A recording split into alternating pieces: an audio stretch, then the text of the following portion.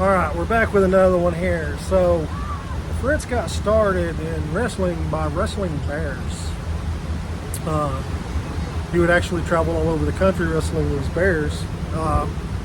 His wife, Doris, she didn't go with him. She was down here.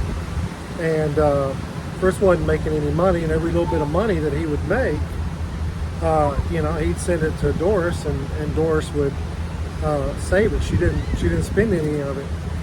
So when Jack Jr.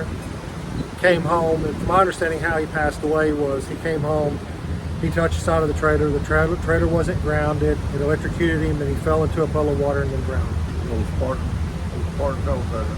Spartan travel trailer. And so that's how, well, they were so poor they couldn't even afford to bury him, and so the county actually buried him. And because of that, Doris got even more stingy on her money and her savings, and so they'd go around to all the neighbors and stuff, and she'd get their used TV dinner trays, and she'd take those trays home and she'd wash those trays out, and then whenever she cooked, she would cook in bulk, and then she'd put the food in those trays and put them in the freezer, and that's what they ate. Like I said, they didn't have any money, and Doris didn't spend any money. And wrestling bears, you can imagine, it didn't pay any money. And Fritz was in New York, and she was down around here somewhere. But then as time rolls around, all Fritz wanted was a bait and tackle shop. That's all that he wanted. And he would tell Doris about it. Everybody would send him, the sales papers and stuff like that down here and stuff. He wanted something, preferably Texas area. And somebody sent him a paper that had a established bait tackle shop. Corpus Christi? Corpus.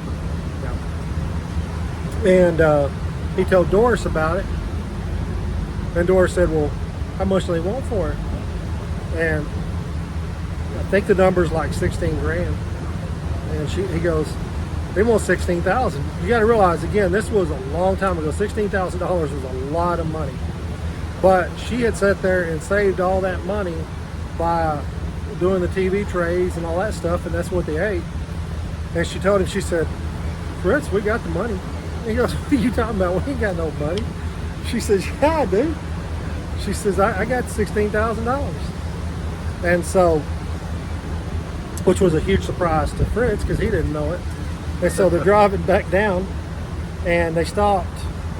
The owner of the Dallas Sportatorium at the time was good friends with Fritz, and Fritz heard that he was in the hospital, and so Fritz stopped and seen him at the hospital. Well, to find out the guy was terminally ill, and he really liked Fritz, and Fritz really liked him, and the guy told Fritz, he said, I want you to have the Sportatorium, I want you to buy it from me.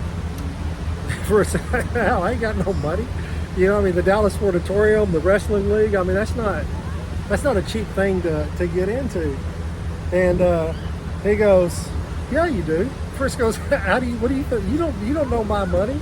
And he goes, yeah, you got the money. And how much did it cost him, Charles? Well, they said, I'm just talking about what they said. And they said Doris had saved up $16,000. Well, she had to save $16,000 total to get the trip down here and everything or what. But she said she had $16,000. Now, when they get down here, I don't know exactly if they had to pay their way back home with that or not. I don't know. But long story short, he told Fritz, he said, I'll take what you got in your pocket.